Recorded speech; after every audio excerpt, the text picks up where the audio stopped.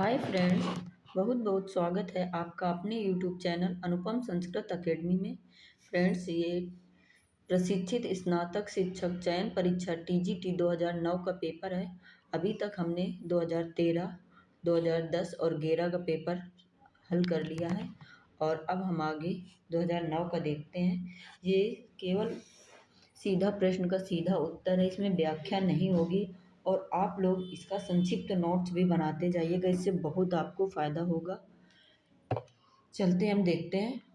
पा धातु परस्मय पदी का लट लकार प्रथम पुरुष द्विवचन का रूप है। क्वेश्चन नंबर 1 है, पा धातु परस्मय पदी का लट लकार प्रथम पुरुष द्विवचन का रूप है। पिबस, पिबता, पिबत, पिबामी। अब आपको ऑप्शन चूज करना है। लट लकार प्रथम पुरुष का द्विवचन क्या रूप होगा? आंसर ऑप्शन बी, भी धातु। तो आपको इससे क्या पता चला कि आपको पा धातु का रूप आपको पूरा 10 लकारों में लिख लेना है और उसको तैयार कर लेना है।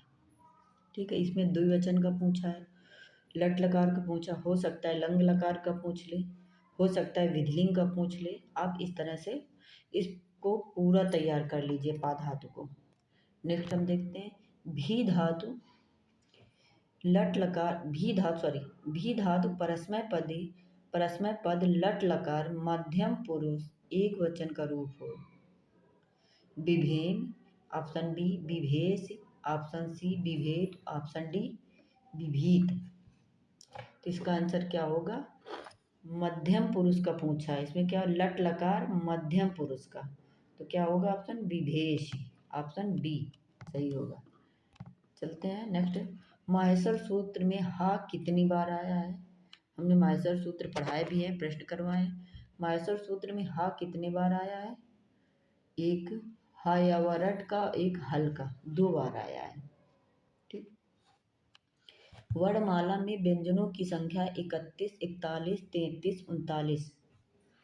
व्यंजन कितने हैं? व्यंजन 33 हैं।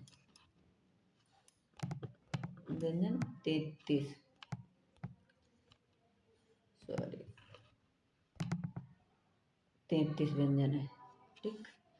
अदस शब्द का आपको इससे हो गया कि पहले तो माहेश्वर सूत्र आपको देखना है कि माहेश्वर सूत्र में हा कितने बार आया है, या पूछ रहे रा जो है इत संज्ञक वर्ण है, ये कितने बार आया है, आपका कौन सा सूत्र कौन से प्रत्याहार का है। इस तरह से आप माहेश्वर सूत्र को बहुत अच्छे से तैयार कर लीजिए। तो पुराने पेपर सॉल्व करने का यही मतलब है, आपको क्वेश्चन नहीं रटना है कि आप इनके आंसर क्वेश्चन, एक क्वेश्चन मिल गया तो उसको रट लें, नहीं। आपको समझना है कि आप किस टाइप का पेपर बनता है, माहेश्वर सूत्र से कैसे क्वेश्चन बनते हैं, आपको ही देखना। आप खुद से भी क्वेश्चन बनाइए। वर्णमाला, नेक्स्ट चलते हैं क्वेश्चन नंबर 4 में। वर्णमाला में व्यंजनों की संख्या है, ये हमने कर लिया है 4 का। क्वेश्चन नंबर 5 देखते हैं। सॉरी, अदस शब्द स्त्रीलिंग प्रथमा एक वचन का रूप क्या होगा? स्त्रीलिंग में प्रथमा एक वचन का रूप क्या होगा? क्या होगा? असौ। क्या होगा? असौ। ठीक है, तो अदस शब्द को अभी स्त्रीलिंग पूछा है, आपको पुल्लिंग और नपुंसक लिंग, इनको तीनों लिंगों के रूप याद कर लेना है, अच्छे से तैयार कर लेना है। नेक्स्ट पूछ रहा है क्वेश्चन 6 है, भगवान अगस्त्य की पत्नी का नाम क्या था? भगवान अगस्त्य की पत्नी का नाम लोपामुद्रा था। लोपामुद्रा था। क्या था? क्वेश्चन नंबर 6 का आंसर है मुद्रा। पूरा गड़बड़ी कर दिया, काट दिया, फिर से इसको देख लीजिए।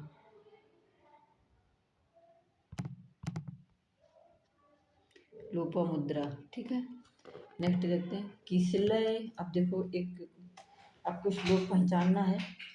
किसलयम्यो मुग्धं बन्धनात् विप्रलूनं हृदये कमलशोषी दारुणो दीर्घशोका। प्रस्तुत श्लोक किस पुस्तक से उद्धृत है या किस ग्रंथ से उद्धृत है? तो आप लोग देखो, मेघदूतम से, नीति शतकम से, और अभिज्ञान शाकुंतलम से, उत्तर रामचरितम से। ये शायद सूक्ति भी है। ये उत्तर रामचरितम का श्लोक है, और ये हृदय कमल सोची दारुणो दीर्घ शोका शोका, ये में उसकी है, उत्तर रामचरितम की है, जो भवभूत द्वारा रचित नाटक है। सूक्तियों की पकड़ रखनी है आपको। लृ का उच्चारण स्थान है लित लशानाम दंता। क्या उच्चारण स्थान? कंठ, दंत, सॉरी। पावका का संधि विच्छेद है पोधन अका, पौधन अका और पावधन अका। पहले तो आपको पावका ये कौन सी संधि है, फिर इसका विच्छेद करना है। कौन सी संधि पावका? ऑप्शन इसका डी, पौधन अका। औ को आओ, औ को औ को औ नहीं, सॉरी, ये औ है, ये नहीं है। औ औ को क्या होगा? आओ, अयादि संधि है, और पाव का ये आंसर हो गया। भीतर्था नाम भय हेत कौन सा कारक है? इसमें भय होता है, डरा जाता है, वो कौन सा कारक है? संप्रदान के लिए, करण से के द्वारा, अधिकरण में पय पर, अपादान अलग होने, और भय, यही आपका अपादान कारक है।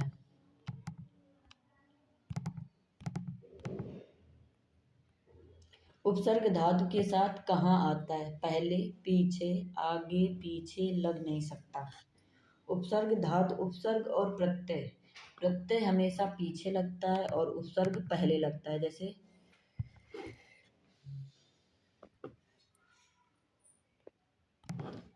पहले, ठीक। नेक्स्ट देखते हैं क्वेश्चन। हनुमते नमः, नमः में, हनुमते में कौन सी विभक्ति है? चतुर्थी। नमा के योग में चतुर्थी विभक्ति होती है। लट लकार किस काल का बोधक है? अब एक, जैसे आपको ये सूत्र है, लट लकार किस काल का बोधक है? भविष्य काल का, विधि, आज्ञा, शीत अर्थ का, भूतकाल का, वर्तमान काल। तो जब लट लकार किस काल का है? लट लकार तो वर्तमान काल का है। आपको नोट्स बना लीजिएगा। लट लकार जो आपका है वर्तमान काल का है, और भविष्य काल का आप बना लीजिएगा। भविष्य काल जो है आपका लिट का है, लिट लकार का, ठीक है।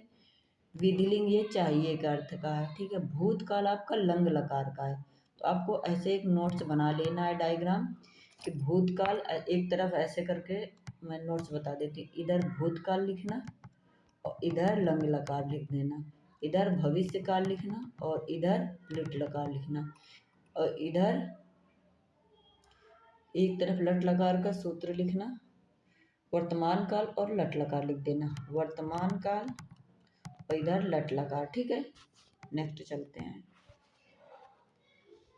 तिलक मंजरी के लेखक हैं। तिलक मंजरी किसकी रचना है? भास की, धनपाल की, विल्हण की, कल्हण की।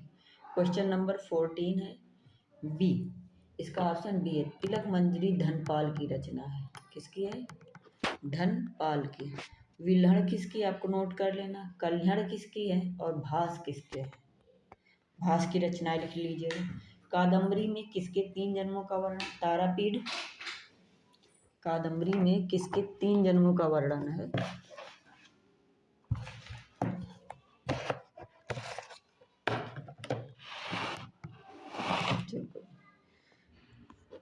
तारापीठ, चंद्रापीठ, कपिंजल और पुंडरीक। चंद्रापीठ के 3 जन्मों का वर्णन है। राम कर्मवाच्य क्या होगा? रामः पुस्तकम पठति, ये कर्तवाच्य में है। तो कर्तवाच्य में कर्ता कर्म दोनों होते हैं, और कर्मवाच्य बनाने में कर्ता की जो विभक्ति होती है वो तृतीया होती है, यानी कर्ता में तृतीया विभक्ति लग जाती है। जैसे अब देख लेते हैं, रामः पुस्तकम पठत का कर्मवाच्य क्या है?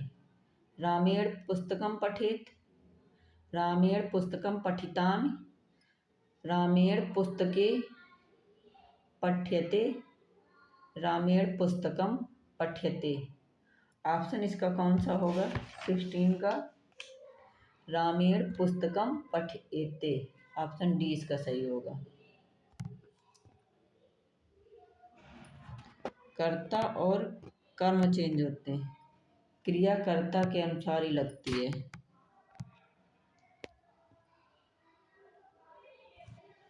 अर्थो ही कन्या पर की एव तामद संप्रेष परिग्रहित, यह वाक्य किसका है?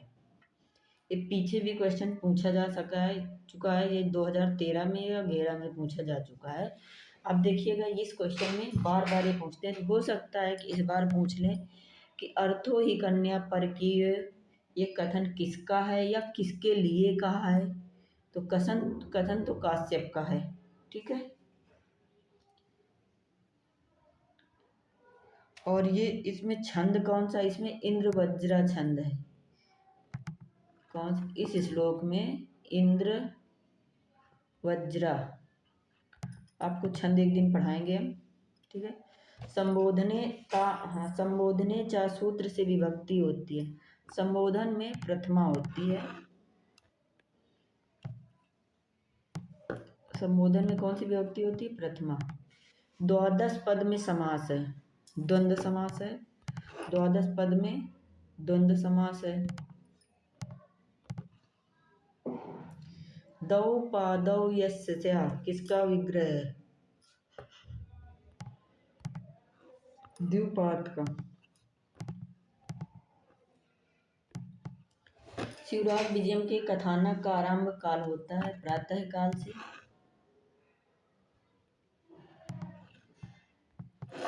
चंद्रपीड़ के पिता का नाम क्या था? तारापीड़। अब जैसे यहाँ पूछा चंद्रपीड़ के पिता का नाम, एक क्वेश्चन तो आप यहाँ से देख लीजिए। शिवराज विजय के कथानक का आरंभ किससे हुआ? प्रातः से। ठीक है, और उसका सुखनासो देश में। और किरातार्जुनीयम का प्रारंभ किससे? लक्ष्मी से। ठीक है, इसमें कौन सा मंगलाचरण है? शिवराज विजय कौन से इसका उपजीव्य ग्रंथ क्या है? आपको ये सारी चीजें 20, 25, 30 क्वेश्चन तो इसके आपको स्टार व्यक्ति की पर्सनालिटी से होने चाहिए, व्यक्तित्व से इनके होने चाहिए। राज प्रकृति कैसी होती? विहला, उज्ज्वला, निर्मला, शोभा। राज प्रकृति विहला होती है। विहला मतलब चंचल होती। चिकीर्षु में कौन सी धातु है? चिकीर्षु में कौन सी धातु है? क्री धातु है। चिकीर्षु में कौन सी धातु है? क्री। नेक्स्ट चलते हैं।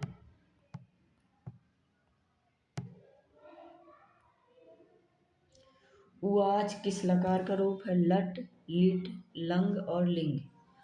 उवाच लिट लकार का रूप है। लिट लकार में वर्ड बदल जाते हैं, जैसे पपाट, ददर्श, दिद्युत्व हो जाता है और वर्ड भी बदल जाते हैं लिट लकार।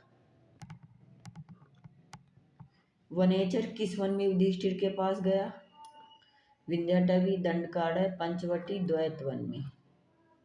ठीक है, कुरुणाम अधिपा का तात्पर्य अर्जुन, दुर्योधन, भीम, दुशासन। कुरुणाम अधिपा का तात्पर्य दुर्योधन से।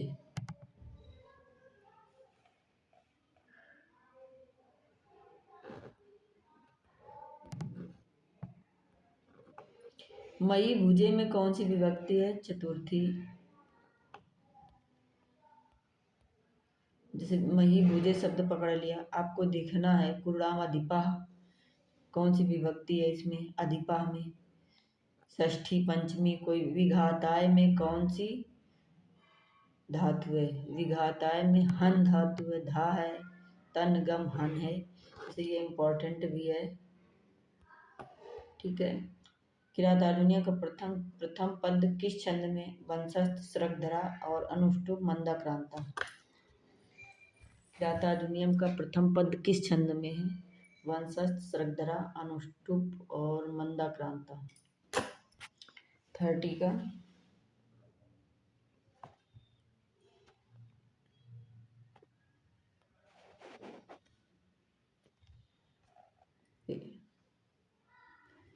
किरातार्जुनीय का प्रथम पद किस छंद में है? अनुष्टुप। कौन से छंद में है? अनुष्टुप मंदाक्रांत वंशस्थ छंद में। श्री कृष्ण गोविंद हरे मुरारी, हे नाथ नारायण वासुदेव, श्रियः कुरुणाम् अधिपस्य पालनीम्, प्रजासु वृत्तिं यमयुङ्क्त वेदितुं, सवर्णलिङ्गी विदितः समाययो।